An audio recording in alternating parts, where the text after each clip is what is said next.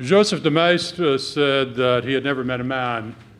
He had met Frenchmen, Italians, and so on. But as for man, he had never met the item. And I have never met a nationalist.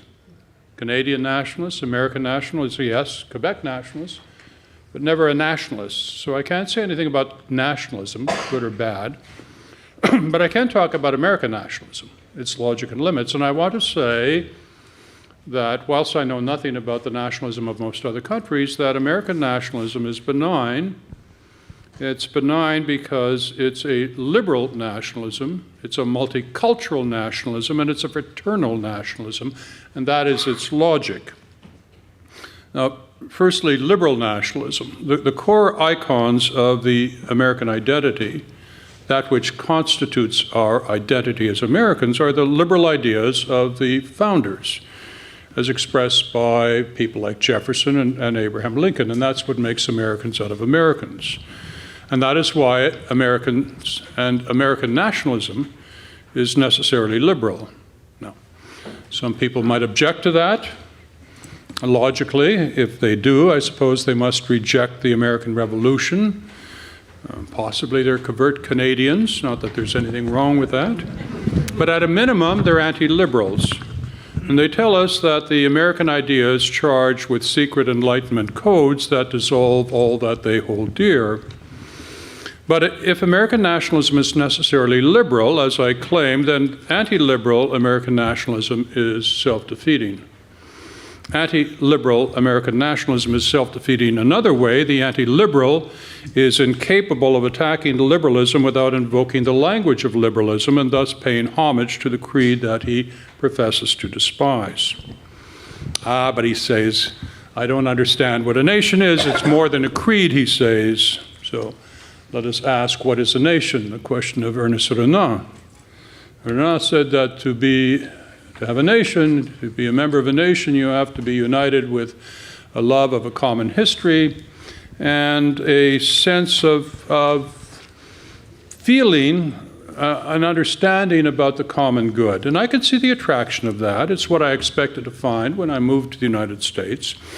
But instead I found, like Lord Durham, two nations warring in the bosom of a single state, where the common beliefs, goals, and affections were absent and were replaced by gridlock, rancor, and deux nations.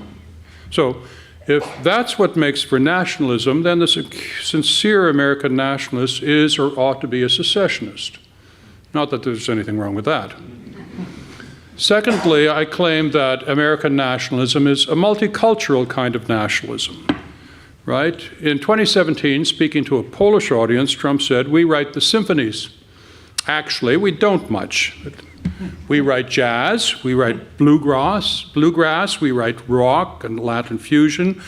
We write both kinds. We write country and we write Western.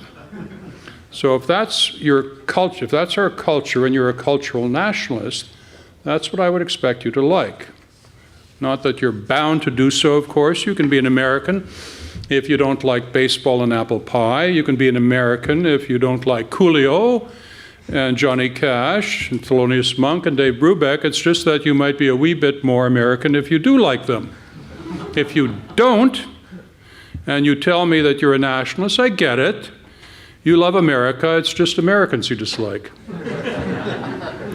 Third, American nationalism is fraternal. Let me explain. There are two different kinds of nationalism. Vertical nationalism desires its country's glory, its preeminence over that of other countries.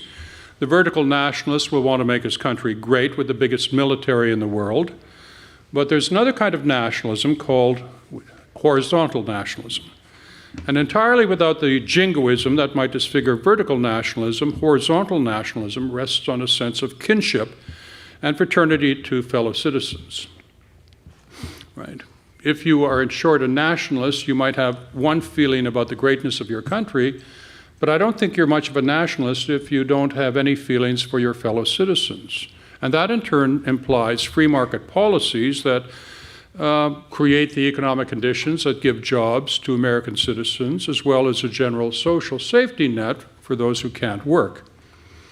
Now, The open borders crowd, right and left, would treat citizens and non-citizens alike. The right-winger would deny welfare benefits to both. The left-winger would extend welfare benefits to both. But like Kent in King Lear, the horizontal nationalist says, I'll teach you differences. He would deny benefits to non-citizens, which he would then give to citizens, right? So that implies a gravitational leftward pull towards middle of the road or even liberal left-wing economic policies with respect to a social safety net. Otherwise, I claim that the pose of nationalism is a pious fraud, if you don't have that. Historically, Republicans were the party of vertical nationalism and Democrats of horizontal nationalism. Republicans wanted the biggest military in the world and got it, but when it came to horizontal nationalism, Republicans found that in conflict with their right-wing principles, right? They gave that up to the Democrats, to people like FDR, who communicated a sense of caring about ordinary Americans, a feeling one didn't quite get from Mitt Romney. What was remarkable about the 2016 Republican victory was that for the first time, a presidential candidate ran on a platform that combined both kinds of nationalism, vertical and horizontal. We weren't going to cut entitlements, much as the Republican right-wingers might have wanted. We wouldn't just repeal Obamacare, we'd repeal it and replace it with something beautiful. That was the promise. Trump found the sweet spot in American politics, the place where presidential elections are won, with a combination of social conservatism and economic liberalism and a slogan to make America great again that implied both vertical and horizontal nationalism. Now, I don't say everyone's going to agree with me of all of that, but let me say something to Americans who might disagree with what I've just said. That is, the people who say they're nationalists but are right-wingers who hate welfare benefits for the disabled, or conservatives who dislike our minority cultures, or anti-liberals who reject the American creed. Wonderful stuff, yes, but when they call themselves nationalists, I do not think that word means what they think it means. Turn now to the limits of American nationalism. I think that one thing the nationalist should guard himself against is chauvinism. The American nationalism is properly proud of his country, but he should guard against vulgar shows of national pride, from which one can trace various missteps in American foreign policy.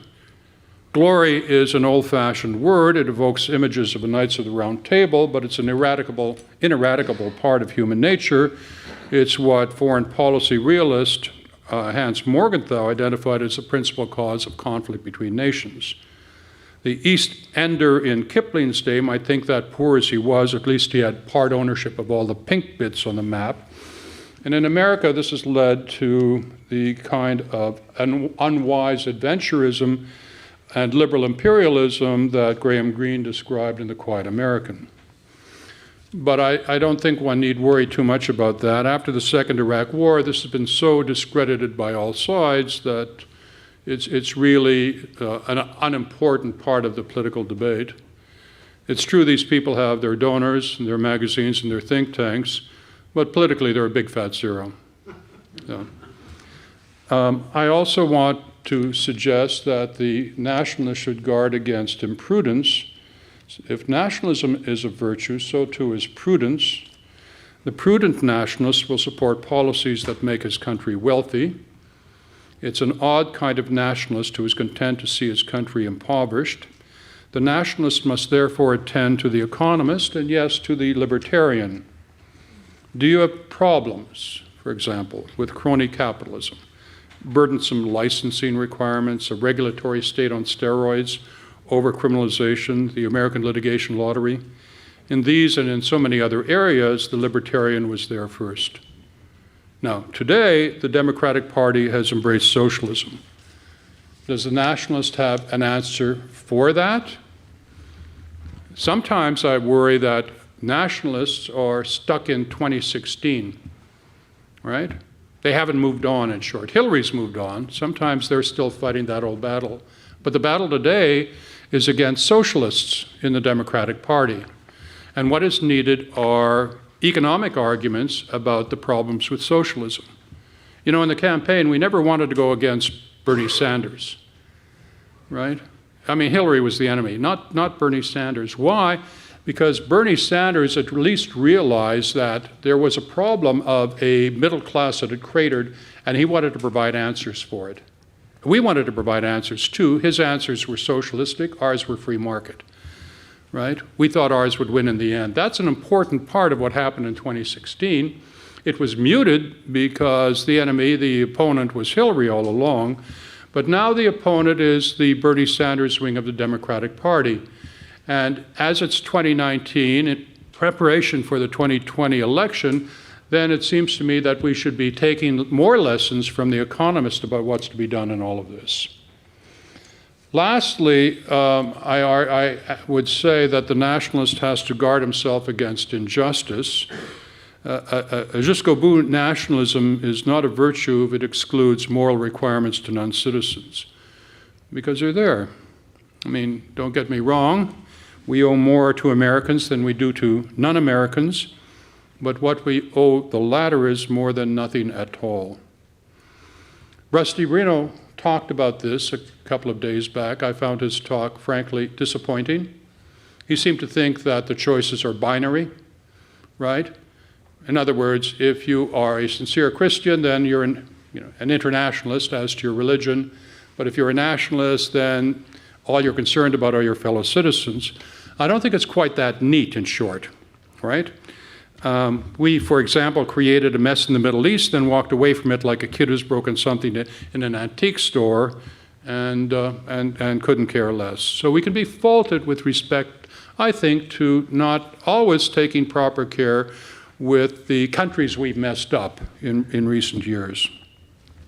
The nationalist attacks the false internationalist, the Davoisie fellow, the fellow who claims that he doesn't have to care about people in the Midwest, in the Rust Belt, because he's an internationalist. But I want to say that such a person is a straw man, and you don't win any interesting battles against straw men. They're gone. I mean, that's 2016. It's over. If you're stuck in 2016, hey, it's a whole new world right there. You got a new battle coming up. Something else is happening. You have to think about it. And besides that, those Davoisie folks, they were insincere. The point about them all was they were hypocritical. What, however, if you came across a sincere internationalist? He might be a member of Doctors Without Borders. He might be a pope. I don't think that he is morally inferior to any of us. And so it seems to me what's important is rejecting the binary argument that we don't have to care at all about those guys. I mean, yes, only on, Friday nights or, Sunday mornings or whatever it is. But as far as the politics of the country go, we don't have to concern ourselves with them. And I want to say no. And I would fault the Trump administration for its failure to recognize that. I think that life would have been a lot easier for it in taking its stand with respect to the horrible mess at the Mexican border had it had a more generous policy with respect to real refugees from real countries, from real people fleeing foreign persecution.